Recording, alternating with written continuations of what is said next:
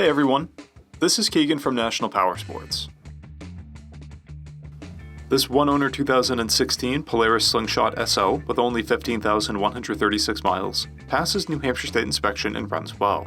It comes equipped with ABS, traction control, cruise control, multifunction 2-speaker audio system, reverse, and an onboard computer. The Slingshot was built for exhilarating power and agility. With responsive handling, 3-wheeled stability, and high-end performance, the Slingshot exists in a class of its own. Powered by a 2384cc inline 4-cylinder engine, the Slingshot puts 173 horsepower and 166 foot-pounds of torque through a manual 5-speed transmission. It has seating for 2, a 5-inch ground clearance, and weighs in at 1,743 pounds.